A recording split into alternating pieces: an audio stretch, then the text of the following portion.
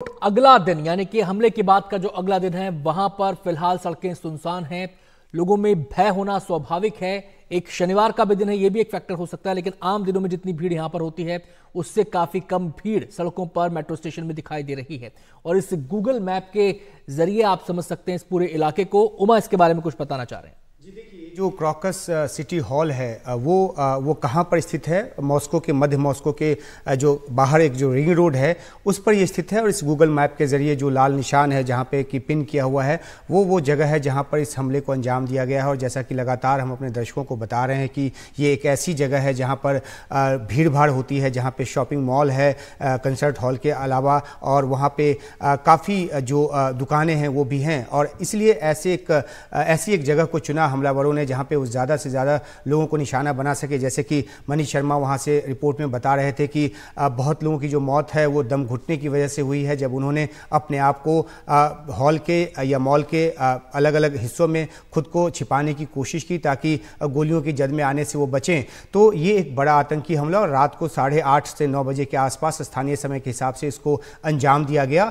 और अहम बात यह है कि हमलावर जो है वो अभी तक पकड़े जाने की उनकी कोई सूचना नहीं आई है, मारे जाने की कोई सूचना नहीं आई है। कुछ अपुष्ट रिपोर्ट इस तरह की आ रही है कि वे भागने में कामयाब हुए हैं, और इस पर भी बड़ा सवाल जो है वहां पर उठ रहा है। तो इस मैप के बाद हम अपने दर्शकों को बताते हैं कि जो ये मैप है जहां पे हमला हुआ है वहां की जो वस्तुस्थिति रात को किस तरीके की थी, जो लगातार हम दिखा भी रहे हैं। तो उस विजुअल पे हम आते हैं कि किस तरीके से अफरा तफरी का माहौल जो है वो वहां पर हुआ। और उसके बाद ये अब सुबह की तस्वीर है जहां पे हाईवे जो है वो बिल्कुल सन्नाटे में नजर आ रहे हैं, वहां पर जो ज्यादा मूवमेंट जो है वो नजर नहीं आ रही। और जैसा कि वहां पे एक दिशा निर्देश जारी किया गया है, लोगों को सुरक्षित घरों में रहने को कहा गया है। तो एक कॉम्पिटिटिव तस्वीर जो है वो हम दर्शकों को दिखा रहे हैं कि रात में जो हमला हुआ उस हॉल के भीतर की, और सुबह जब मॉस्को जागा तो किस तरीके से वहां पे सन्नाटा है। हालांकि शनिवार का दिन है और ऐसे में मूवमेंट ज़्यादा नहीं होती, लेकिन इस हमले के बाद जो दिशा निर्देश दिए गए हैं, लोगों को घरों में रहने को कहा गया है, क्योंकि जो शूटर्स हैं उनका अभी पता नहीं कि वो भागे, पकड़े गए, नहीं पकड़े गए,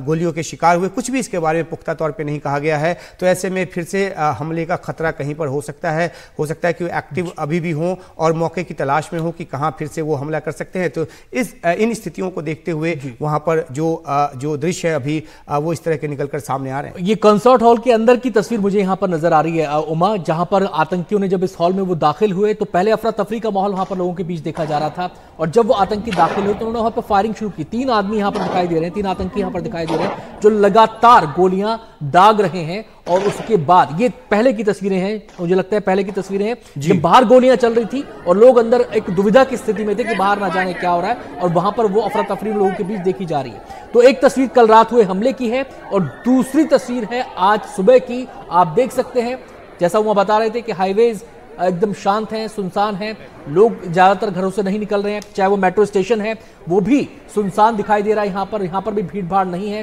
जबकि इस समय, क्योंकि उमा वहां पर रहकर आए हैं, उमा ने देखा है कि इस समय तक वहां पर लोग, भले ही शनिवार हो लेकिन अच्छी खासी तादाद में लोग आ जाते हैं, सड़कों पर भी आ जाते हैं, मेट्रो स्टेशन में भी आवाजाही के लिए आ जाते हैं। लेकिन आज ऐसा नहीं है। एडवाइजरी भी हालांकि लोगों के लिए जारी की गई है वहां पर प्रशासन की तरफ से कि घर में ही वो रहें और सुरक्षित रहें। ये एडवाइजरी वहां पर जारी हुई है, और ये एडवाइजरी इसलिए शायद जारी की गई है क्योंकि कहा यही जा रहा है कि जिन आतंकियों ने हमले को अंजाम दिया वो अब तक पकड़े नहीं गए हैं। ना तो ये स्पष्ट है क्या वो उस हमले के दौरान मारे गए, ना ये स्पष्ट है कि वो कहां हैं, पकड़े गए हैं, नहीं पकड़े गए हैं। ये भी कहा जा रहा है कि मौके से वो फरार हो गए। हालांकि हैरान करने वाली बात है, लेकिन तमाम तरह की बातें उन आतंकियों को लेकर अभी तक चल रही हैं और अभी तक संशय बना हुआ है। लिहाजा सरकार है, जो एजेंसियां हैं, वो कोई जोखिम उठाना नहीं चाहती हैं। उमा जी, अब सारी निगाह इस बात को लेकर है जो पड़ताल वहाँ पर की जा रही है। दृश्यों के साथ साथ हम दर्शकों को आगे की बात भी बताते रहें कि किस तरीके से वहाँ पे पड़ताल की जा रही है। रूस की जो जांच एजेंसीज हैं वो इस काम में जुटी हैं,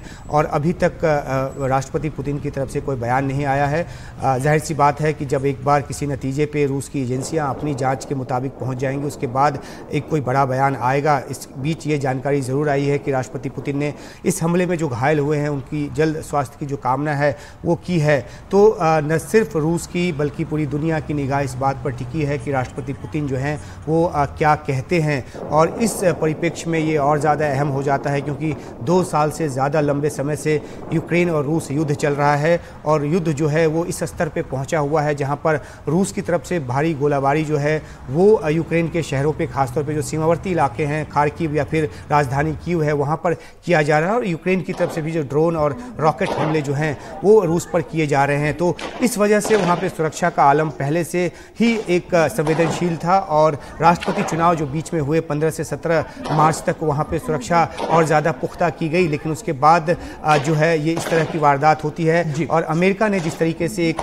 जानकारी साझा करने की बात की 7 मार्च को, जिसमें कि एक आतंकी हमले का जो अंदेशा है वो जारी किया गया था, तो रूस में इसको लेकर 2 तरह के सवाल पूछे जा रहे हैं। एक तो ये कि आखिरकार इस तरह की सूचना का पुख्ता आधार क्या था, अमेरिका वो भी साझा करे, और दूसरी तरफ ये भी बात कही जा रही है कि क्या इस तरह के किसी बयान के जरिए अमेरिका जो है वो ध्यान मोड़ने की कोशिश कर रहा है। लेकिन इसके बीच एक पेच ये भी है कि क्या रूस अपने तरीके से इस हमले का एक अर्थ निकालेगा और क्या अपने तरीके से इसके रिटेलिएशन की बात करेगा। तो निगाह रूस यूक्रेन युद्ध को लेकर है कि क्या राष्ट्रपति पुतिन जो है वो एक और ज़्यादा बड़े हमले के तौर पर इसको आधार बनाएंगे, क्योंकि अभी जब उन्होंने राष्ट्रपति का चुनाव जीता 5वीं बार, तो उसके बाद उन्होंने इस बात पे जोर दिया कि जो स्पेशल ऑपरेशन यूक्रेन में चलाया जा रहा है उसके मद्देनज़र वो ज़्यादा पुख्ता तरीके से काम करेंगे।